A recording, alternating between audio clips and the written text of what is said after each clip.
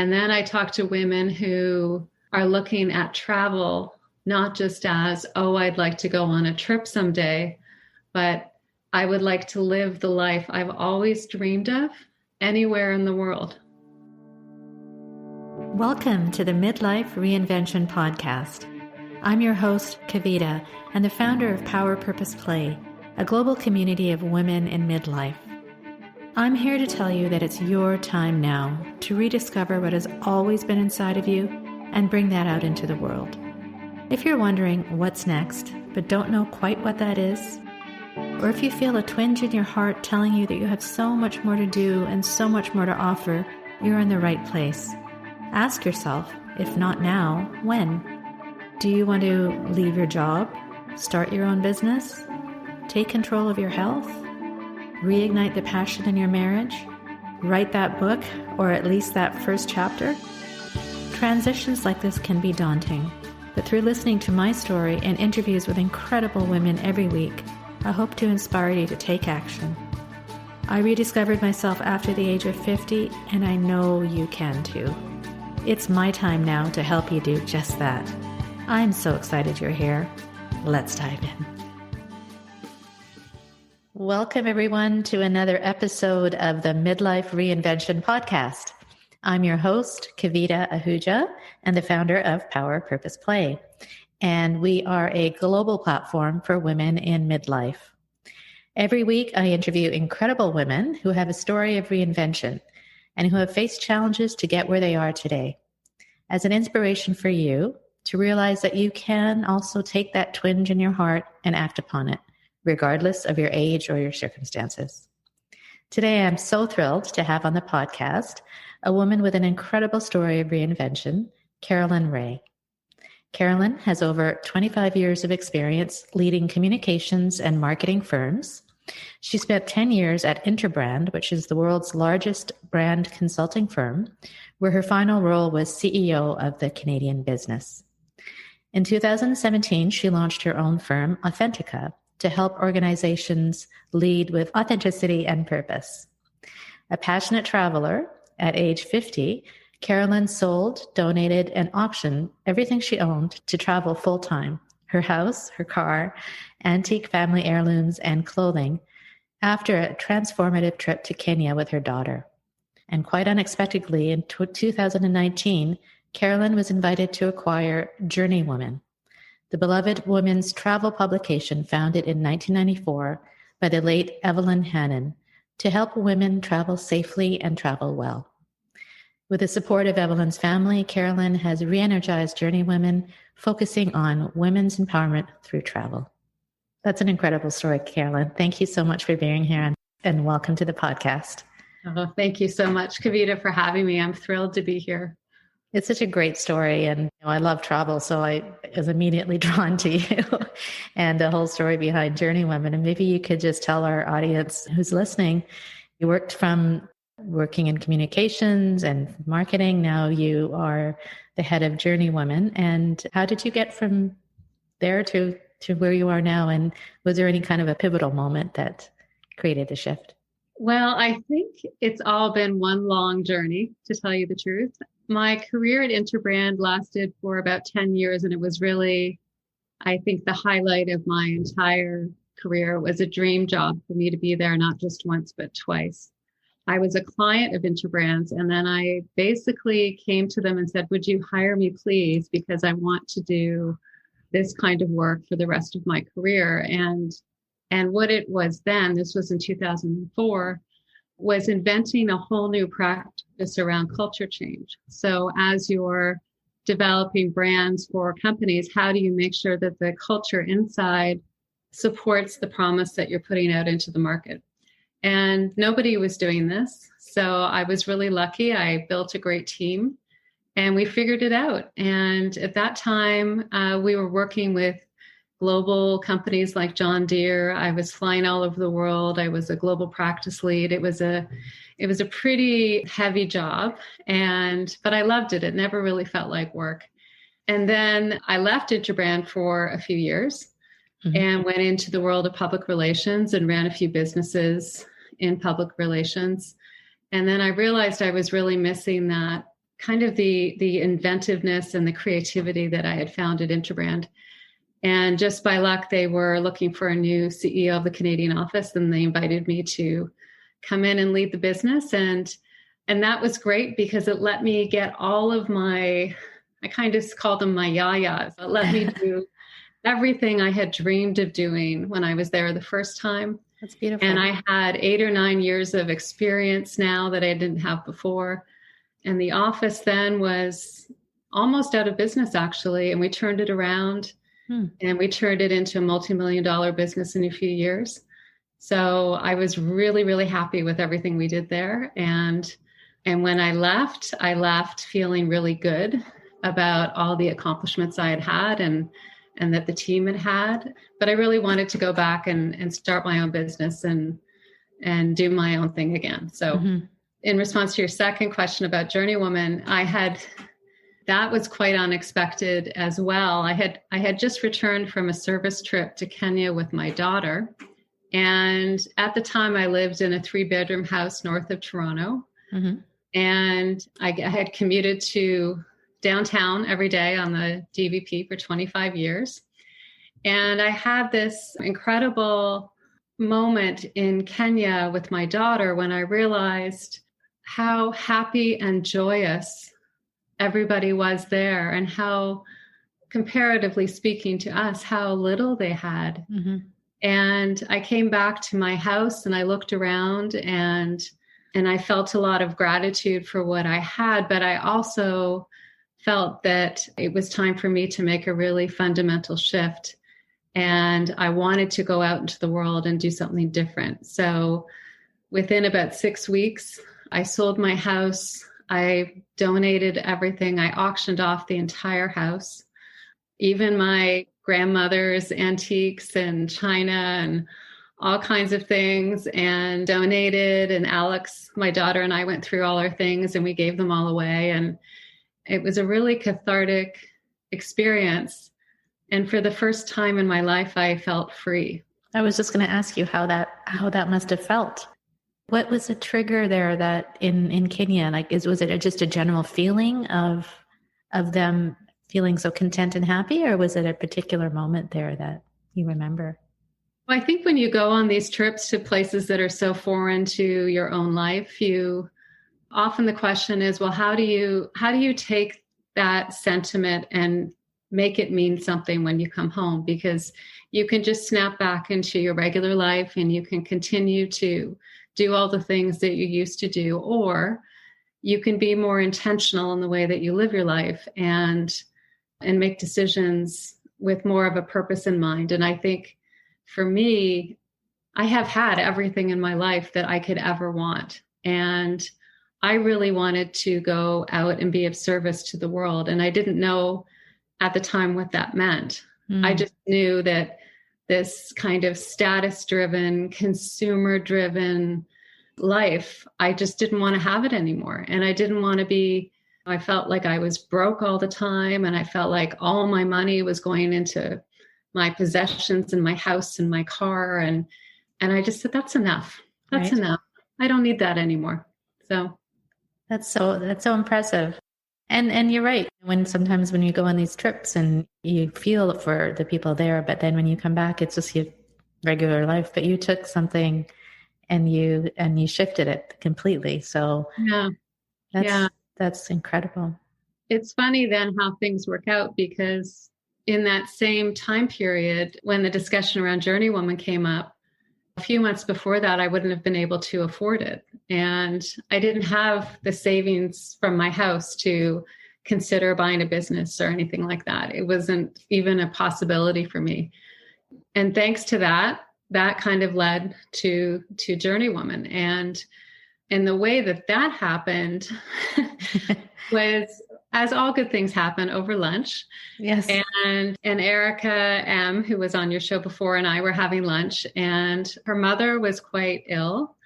So we were talking about this, and I was telling her a little bit about a trip that I was planning to Spain and all the things that were on my mind. And then she kind of got this strange look in her face. And she said, you. because at the time she and her mom were trying to figure out what do you do with this business, this 25-year-old business that is so beloved and so well known among solo travelers. And this was her mother's work, was working on this website and the stories and empowering women. And I said, I don't know anything about travel. Like, yes, I travel. Yes, I write, but the travel business, travel publishing, websites, no idea. But what actually happened is she pulled out her phone and she showed me a photograph of her mother that was on the Journey Woman Facebook page. Right. And it was a photo of Evelyn standing in front of a sign in Ushuaia, Argentina, which is the end of the world. So standing with her arms up. Yes. And that is the exact same photo I had on my Facebook page of me in exactly the same position, exact same sign, everything. It just gave me the goosebumps. So we were both sitting there looking at our phones going, goodness. Holy wow. Shit. Yeah. So so you just had to do it. That was it. There was a sign. Yeah, because of that photo. It was the strangest thing. And then we had a lot of other moments like that through the whole thing.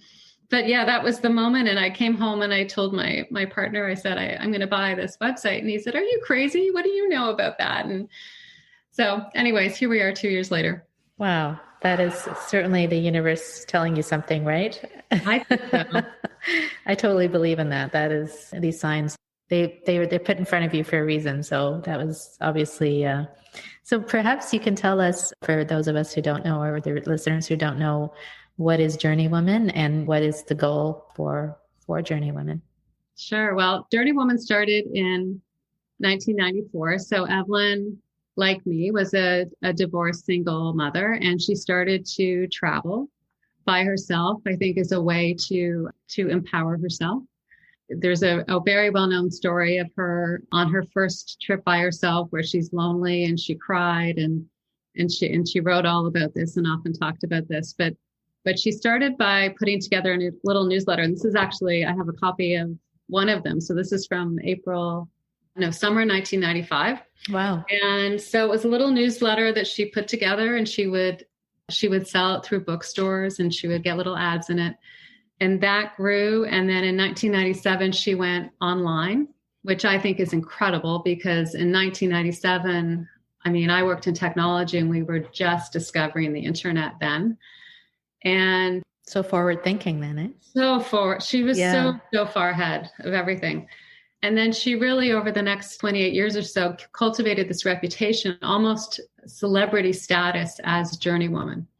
And certainly this was the world's first website dedicated to solo female travel. And so she was acknowledged widely as the first solo female travel writer. When I took over the business, it had a mailing list of around 55,000 women around the world, a women's travel directory with women-friendly tours, thousands of tips and stories, 4,000 pages on that website. Wow. So, which we've now rebuilt and created a whole new website because it was built in 1997 and didn't have any of the content management technology that we have now. So I thought when I started talking with Erica about this, I thought it was a women's travel website. And what I've learned is that it is a really powerful community with a shared ethos that is grounded in travel, but it's really about making the world a better place. It's about the power of community and women.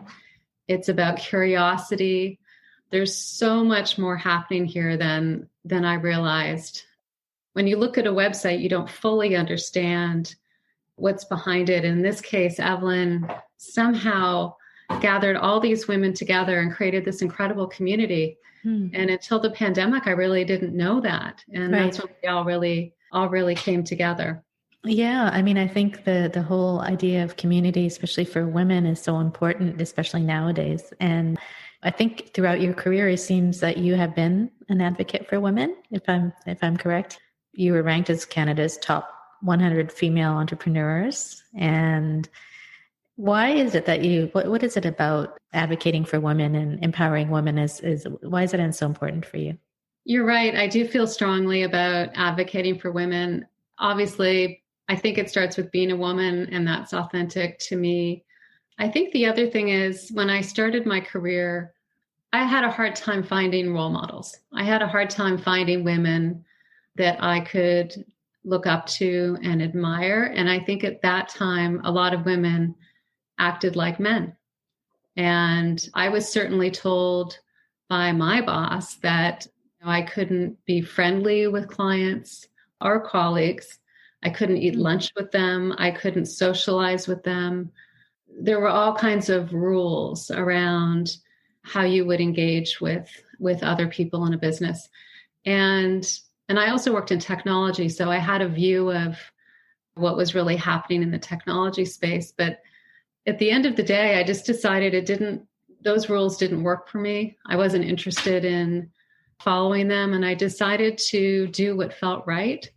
And I'm really proud to say all those women I worked with 30 years ago, we're still friends. And we're still friends because I didn't do what I was told to do. What you're told to do, yeah.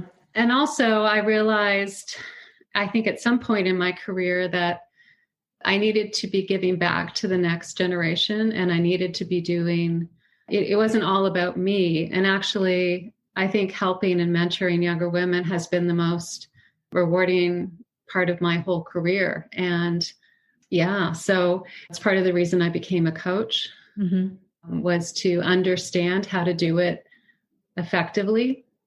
I think when we pay too much attention to these rules that we're told about, it can really set us off in the wrong direction. And even then there weren't, so this is the late 90s. I mean, there weren't, I think all the women I looked around and saw in my world, they were kind of lacking that feminine quality, if I can say that.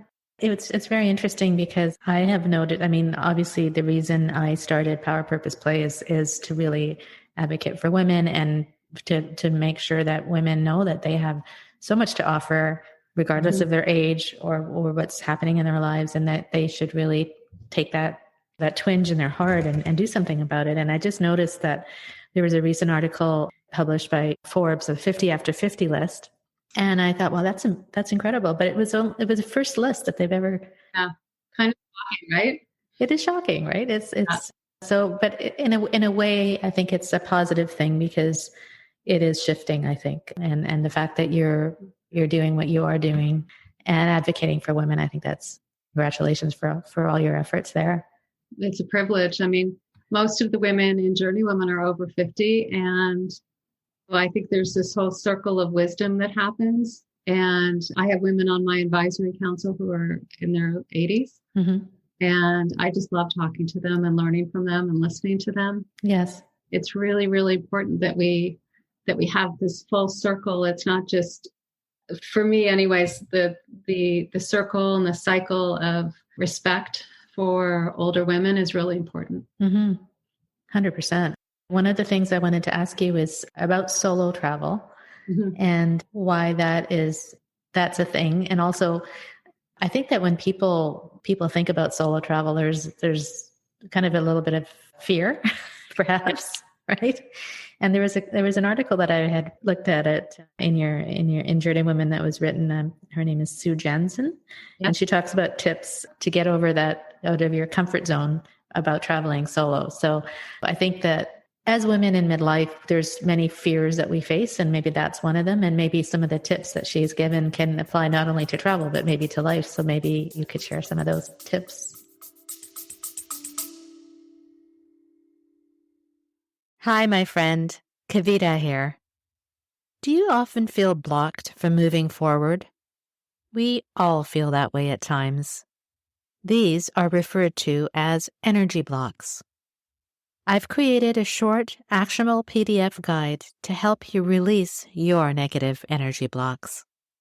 Click the link in the description to download it now for free. Now, let's get back to the episode. Sure. Well, I mean, first of all, solo travel can be scary. Travel can be scary. None of us start off as solo travelers. We all have to learn the way. And I know myself, when I was divorced at age 35 and a single mom, one of the things I did was I made a list of all the things I was afraid of. And I was really afraid of being alone. And the responsibility of raising a little girl completely terrified me. And what I did, which is still what I do today, is I make a list. And so I made a list of all the things that scared me. And I have it still in one of my journal. I looked at it a few weeks ago because I spoke on a webinar about this. And so traveling solo was at the top of my list. The next one was getting my motorcycle license. There are all kinds of things on that list. But anyways. And have you done all of them?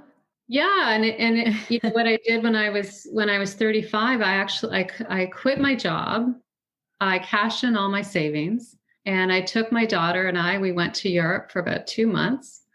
She was just 4 years old. She doesn't remember anything, but I do, because it was the first time I really felt like, oh my God, I can do this. I've got this.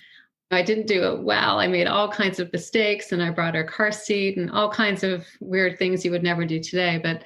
But it really showed me that I could do it. And so I always tell women, just take one step. Just think of one thing that you can start with, whatever you're comfortable with, and start there. And then you take one step after the other, and it just becomes cumulative. The other thing I would say to women in their midlife is, we are right there with you.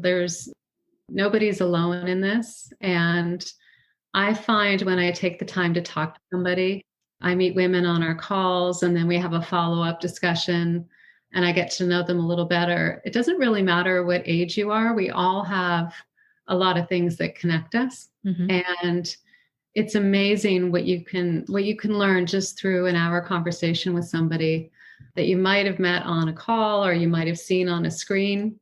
And so I always encourage people to reach out and just connect with somebody. And I've actually made it a goal of mine to reach out to someone every day and just pick up the phone and call someone, especially during the pandemic when we're all tied to Zoom and everything has become scheduled and kind of programmatic.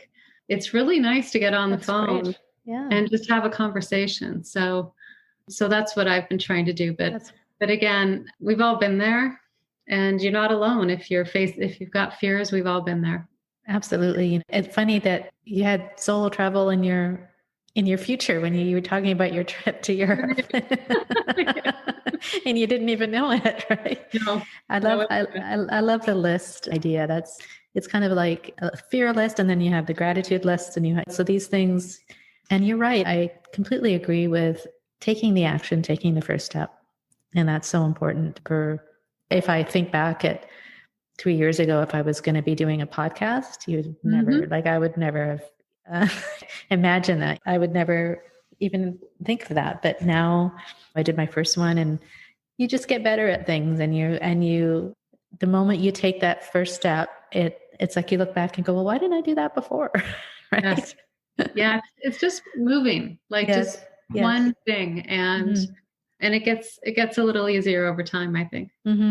That's a great advice. And the other thing I talk about a lot with my guests is when we have goals, whether it's with women or men, anybody, there's always things that are obstacles that are in our way, whether those are outer obstacles or internal obstacles, our inner critics, or energy blocks that stop us from doing what we are meant to do.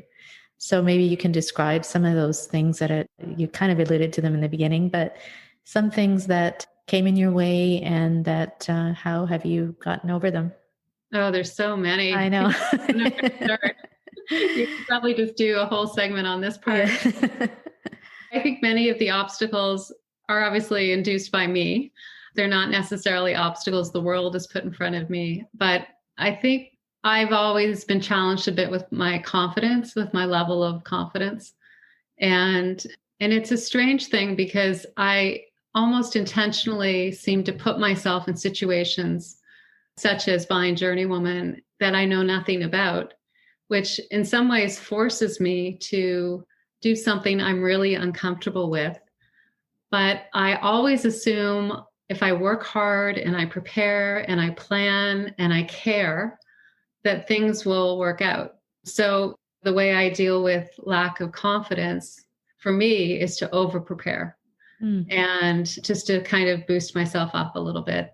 I think another one that I really have struggled with more in the past than now is just feeling guilty. And as a mother and a single working mother, you're always making choices. You're choosing your job, your friends, your daughter.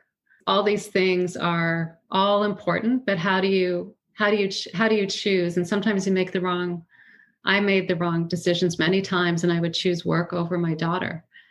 And even when I got divorced, there was a lot of guilt around that, because then you're raising a child in a broken home and you're choosing yourself over a relationship or whatever the story is around that. But that was a hard one for me to deal with, because I came from a traditional home. My parents didn't believe in divorce. They never supported it.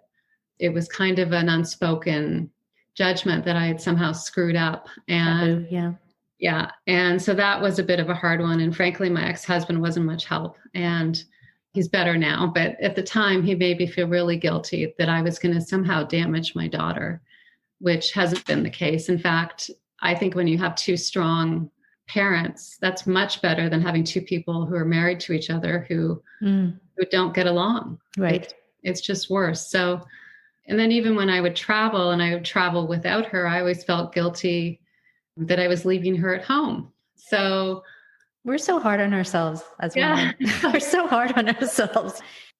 Yeah. We feel guilty about, and I always think that the choices that we make are with whatever we have that's going on at the moment. You make the choice that is that moment, that the information you have with you, you make the right choice. So we shouldn't feel guilty about the choices we make. It's funny you mentioned that, because that was the third thing I was going to mention was, and I think it was a learning for me, is that I have a choice. And that took me a long time to learn that I could choose. And I didn't learn it until I did my coaching class. I had always prided myself on my resilience. And I think that this is maybe a female thing. You're a female leader, you get back up, you keep coming back every day, you're fighting the fight against whatever. And I was doing my coaching in New York, and I practicing with my partner, and I was at Interbrand. I was the CEO. And I had a moment where we were talking about this. I was so proud of how I would fight and get back up. Right. And so my coach made me sit on the floor for about 5 minutes, lying on my back, and wouldn't let me get up. And I was so uncomfortable and I was so anxious.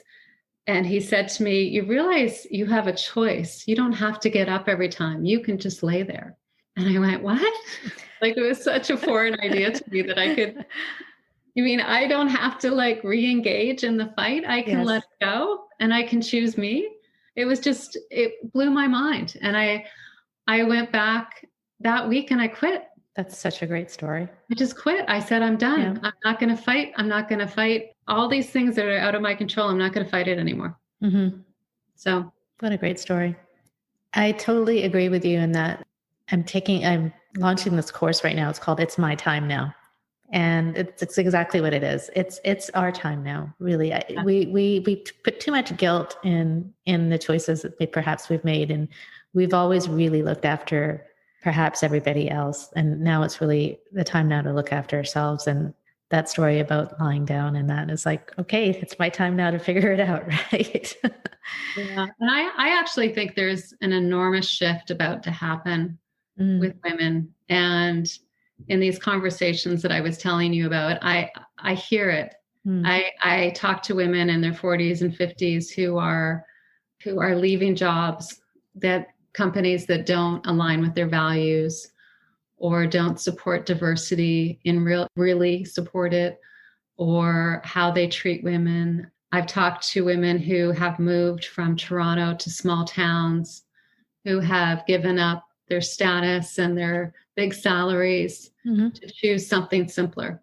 And then I talk to women who are looking at travel not just as, oh, I'd like to go on a trip someday, but I would like to live the life I've always dreamed of anywhere in the world. And we know now that we don't need to be tied to an office, and we don't need to be tied to a city even, that there's all kinds of ways we can live our lives differently. And I really feel that it's happening. I feel it, I sense it, that even travel won't be a separate activity from our lives. It will be integrated into how we live our lives. Mm-hmm. And I don't know, I kind of call it the fuck it generation. I don't know if I can say that word on here, but it's like we hit 50 and we say, fuck it. Yeah. I've done it. I've done what I needed to do, and I'm happy with myself. And now I want to live for me. And that's what I think is going to happen. Maybe I should have called the podcast the Fuck It podcast. You're so right. I completely agree with you. And I feel that wave. I feel it. And I started this business during the pandemic. And I think what's happening is you mentioned values, and our values, we're really tapping into those values. Like, what do we really value? Yeah. And how do we want to bring our values into our everyday life, into our work, into travel, and into whatever we're doing, instead of just blindly doing what we were doing before. Yeah, it starts with knowing what they are. And exactly. Yeah. That's an exercise I think all women need to go through, is asking ourselves, what is my purpose and what are my values, and how do I live a life in support of those values? Because you don't get a second shot here.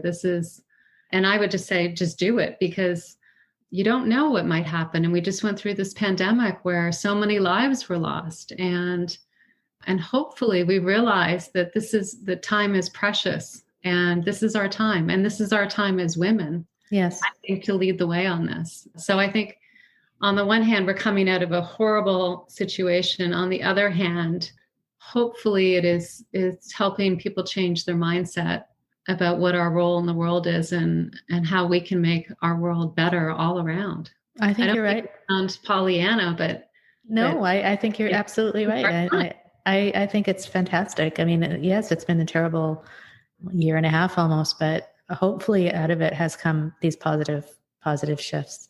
And just talking about that pandemic, your business is travel. Tell me about that. How has it been affected, and what are you doing now to? Obviously, it must have suffered because you were focused on travel. Yeah. But how did you pivot? Well, I mean, both my businesses suffered quite a bit. My consulting business, before the pandemic, I had 15 people working for us, and so that has changed. We're at 2 or 3 right now. And Journey Woman, I had always planned for. I'm fortunate that I had the money from my house to invest in Journey Woman and to keep it going. I had planned to do that, not for as long as this, but I do think that things are coming back to normal. I think the challenge, to be totally honest with you, is there are certain models that exist in travel. And I would like to, around funding and the way that things work, and I would really like to break that mold a little bit and figure out some new ways to do things. So I'm in the process of doing that, and I've been experimenting with different ways to create revenue, but it's really tricky. And yeah, so I'm having a lot of discussions with people in the tourism industry, people out of it. I want to create a new model. And I don't know what that is yet, but there's a lot of barriers and obstacles to that kind of change. Right. So I think that one of the things people have, you mentioned earlier, we've been in our homes now for, I don't know how long. And the idea of travel is also, can we trust it? And I know that you had a recent study looking at that. Yes. It was about travel in a post-pandemic world. And maybe you can share some of the insights from that study. Yeah, that study was called The Risk and Reward of Travel, Embracing the Unknown. And we did that in July of last year. And I honestly thought then that this would all be over by the end of the year. So I think I was being pretty optimistic. What we found was that women did not trust the travel industry. And that was largely focused on airlines and insurance companies. And what I wanted to do with the study was advocate for women to help rebuild the travel industry in a way that served us. So women are the most important decision makers in travel. We make most of the decisions around travel. Mm-hmm. Most of the people employed globally in travel and tourism are women.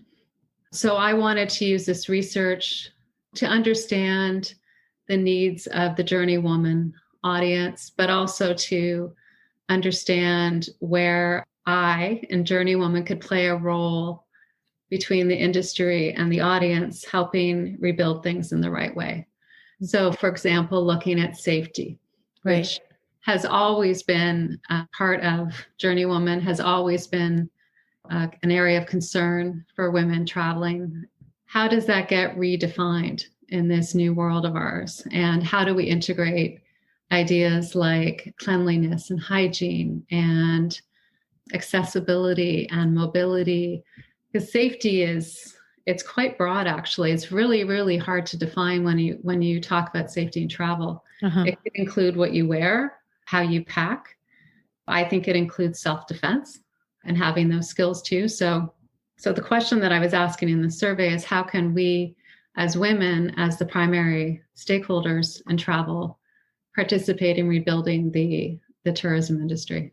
So that was the study that we did then. And then I do pulse surveys every few months on different topics. So we did one on safety in April, which found that most women have been harassed or threatened when they're traveling and they don't feel they have the skills to defend themselves. So we did a whole series on self-defense and teaching women how to physically defend themselves and also use their voice.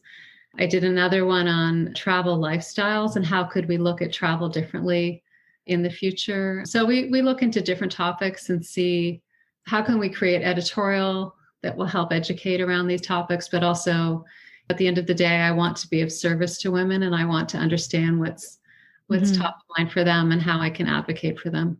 There's so much there, so much rich material there. And so much. I mean, just the topic of safety. I mean, wow, I never thought of all that because, yeah, you're right. You're traveling alone and where it depends, of course, where you're traveling to, but it seems like a wonderful resource for travelers. And so when do you think that we're going to start traveling again? And where are some of the best, firstly, I think I told you in the beginning, that's one of my favorite things to do. And I've had the fortune of going to many places. I was born in Africa and in Kenya. And we talked about Kenya. Yes. And so fortunately, we traveled to Europe and Africa and India and most of North America. But what are some of the great places that you've taken the women to or that you've traveled yourself? Well, my favorite place, and I haven't seen the whole world yet, so I may have a different answer in a few years, but I really love Spain. And I love the art, the history, the culture, the food, being near the ocean. Seville, I think, is a beautiful, beautiful city. A lot of people love Barcelona. I do too. But there are a lot of towns in that part of Spain. Sitges is a little beach town that I love going to. And how do you spell that? It's Sitges. Oh, yes. Yeah. So Picasso used to hang out there and paint. But I really love Spain. I've been taking Spanish lessons for years. So my first stop after this is hopefully to Mexico, where I'd like to live for a while and really improve my Spanish. Nicaragua would be another place that I've enjoyed. Again, not the big cities, but the smaller places. And I'm originally from Florida, so another happy place for me is in Key West, which you might think of as a bit of a party town, but I love going there for its literary history. And Judy Blume has a bookstore there. If you're a Judy fan, and really, and there's a lot to Key West besides Hemingway. A lot of authors have found it a creative place to be. So I don't know. There's lots of really amazing places around the world that aren't big cities, that are small places where you can really connect with people. Yeah. I just find that traveling is just, you learn so much when you see the culture and you see the people and how they live. And one of the most interesting places that we've been to, I don't know if you've been there, it's called, it's in Turkey, Cappadocia. I haven't been there, but I've seen the photos, of course. Oh my God, it's just incredible. It's the land is these chimneys, like they're like mountain chimneys, but it's like you're in a different planet. Yes. We went on a hot air balloon ride there, and that was one of the most incredible places wonderful. To visit. So that's great. And so perhaps you can tell us what are some of the initiatives that are happening right now with Journey Women, and what are you doing now? And also tell us a little bit about your coaching, because I know that you mentioned you're a coach, and what do you? Yeah, well, so we've just done a once in a lifetime experiences. So we asked our global audience, what are the things you would recommend to women that they must do at least once in their lives? And so we had 7 experiences come up. The first one was the Northern Lights. Mm-hmm. Walking the Camino was another one. Going to Bali, Machu Picchu in Peru. Yep. I hope I remember them all. Canadian Rockies is another one. Antarctica. And I feel like I'm missing one. But anyway, so we're having sessions to talk about these and gather tips and write editorial and profile Indigenous tourism as well. It's really important to me that we do that and support them. And so that's one thing that we've got going on. I've got some big news coming in a few weeks that will help us, I think, help women travel safely, which is really what I want to do going forward. I know there are a lot of concerns around it's going to be more expensive to travel and it's going to be more complicated to travel. Mm-hmm. So we have a whole travel ready section of our website. And we've actually been doing this for the last years. How has the world changed, and what things do we need to know now that we didn't before? So the idea of being vaccinated, and how is that going to be regulated, and then the sanitation and the cleaning, and there's just so much. It's going to take more time. It's going to be more complicated. It's going to cost more. So how do we deal with the implications of that, and how can we prepare for that? So those are 2 things that are important to me. Now, Carolyn, is Journey Women, is it a membership site, or is it free? It's free at the moment. Yeah. Okay. Yep. Just in case people were wondering. We have a newsletter that goes out twice a month, and we take contributed articles as well, and tips, and we try to support women-owned businesses in every way possible through our editorial, through our travel directory. Mm-hmm. This is, again, it's not a travel website. We have travel as a shared passion, but it's really about supporting women and community, right? Everything from financial planning to health, to exercise, to injury prevention, to animal tourism is another area that I am really passionate about. So, and really empowering women to be the change agents in the world, because I think that's what we're so good at. Yep. And that's why we have you on here, because we can change the world. And I think having these communities like yours and mine, it's so important to share the messages that we have a lot to offer, and there's so much available. And in your case, so much rich information for travelers. And hopefully one of these few months from now, we can all be safely traveling and going out into the world again. Yeah. Of course you will. Yes. And so the website is journeywomen.com or? Journeywoman.com. And we also have a Facebook group that's kind of growing, and where women from all over the world are asking questions and getting advice from each other. It's really beautiful. So this is Evelyn's creation, and I'm so proud that I get to carry on her legacy and build on it. And when I look at, I always get asked, so how do you evaluate whether Journey Woman is successful? And one of the most important things to me, and it's, yes, there are all the traditional business metrics, and I've run enough businesses to know what those are. But one of the most important things to me is that Evelyn's family looks at what I'm doing with their mother's business and says, wow, she would have loved this. She would have loved to have done this. I get notes all the time from women around the world who say, Abby's smiling on you now. Oh, nice. That's what more can you ask for? It's wonderful.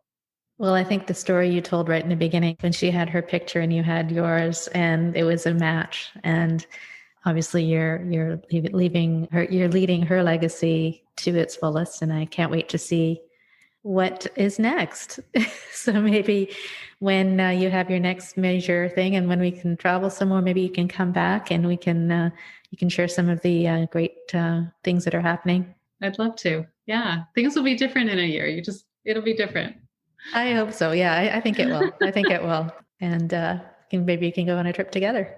Yeah. Well, we're looking at retreats and all kinds of things. So, oh yeah. So that's one of the things is when we started initially Power Purpose Play, I wanted to have weekend retreats. So maybe there's something we can do together on that. Yeah. Well, we have our first conference next October in Sonoma. In Sonoma. Nice. In Sonoma. And it's to be all wellness and spirituality and kind of self-care. So we're just in the process of organizing that. So we'll have to let us know about that, and we'll see if we can get our communities connected. Great. Thank you so much. Was there anything else that you wanted to share? Or? Let me think here. I guess what I would say is travel, just on travel, it's really a wonderful mindset for how you view life. When you look at things through a lens of curiosity, it really changes the way that you look at everything in your life, because then you're becoming a learner. Mm-hmm. So you learn and then you teach. And I think that's what's beautiful about travel is it brings so much perspective into your life and kind of, I lost my train of thought because I started reading the cover. Well, you're right. Curiosity for sure. Yeah, curiosity. Yeah, it's a wonderful thing. And there's nothing like travel to help you with your curiosity. And we need more of that. We need to be asking questions and digging deeper and looking for new ways to do things. And so I think travel is wonderful for all those things. In fact, I can't imagine my life if I hadn't started traveling. I can't imagine where I would be right now, because I don't think I'd be the same person that I am now if I hadn't had all those other experiences where you're dealing with things that are unexpected or surprises, or all the things that happen to you when you're traveling are the things that happen to you in life. Well, you're leading the way in terms of leading the curiosity around travel. So thank you for all that you do. Oh, thank you. And thanks for being on the interview today. And it was a pleasure. Thank you, Kavita, for having me. I appreciate it. I so enjoyed my conversation with Carolyn Ray, as I'm sure you did as well. Her passion for travel and for living life on purpose is so real and motivating. I love her passion for building communities of women and for empowering women to be the change agents in the world. I'd encourage everyone to visit Journey Woman to understand the importance of travel and how we can live a life of purpose anywhere we are in the world. Here are her key takeaways. Number 1, how do you take that sentiment when you go on trips and make it mean something when you come home? We can snap back into our regular life, or we can be more intentional in the way that we live our life and make decisions with more of a purpose in mind. Number 2, solo travel can be scary. Try making a list of all the things that scare you and attempt to conquer each item on that list. We've all been there, and if you've got fears, you're not alone. Number 3, just take one step. Just think of one thing that you can start with. Whatever you're comfortable with, it becomes cumulative. Number 4, it doesn't really matter what age you are. We all have a lot of things that connect us. It's so important to reach out to people every day. 5, we have choices. You don't have to get up every time to re-engage in the fight. You can choose yourself. 6, an exercise all women need to go through is to ask ourselves, what is my purpose, values, and how do I live a life in support of those values? Because we don't get a second shot here. This is our time as women to lead the way on this. 7, what things you must do at least once in your life. Number 1, Northern Lights. 2, walking the Camino. 3, going to Bali. 4, Machu Picchu in Peru. 5, Canadian Rockies, and 6, Antarctica. Make yourself a list and see which ones you'd love to go to. Number 8, travel is a wonderful mindset on how you view life. When you look at things through a lens of curiosity, it changes the way you look at everything in life. You become a learner and a teacher. It brings so much perspective into your life. If you enjoyed this episode, please share and review. It means a whole lot and allows this podcast to reach more and more people. I'm so passionate about bringing stories of incredible women to you every week. We can all learn from one another, and if you have specific requests or ideas to make us even better, please share. Drop me a line at kavita@powerpurposeplay.ca. If you're interested in our signature program, It's My Time Now, How to Rediscover Yourself in Midlife, contact me to be placed on the waiting list for the fall. We have just completing our first session and it's been a life-changing experience for so many. I take you through a curated journey of reinvention with tools, templates, live calls, and accountability groups. Let me know if you're interested. Until next week, have a beautiful one, stay safe, and stay well.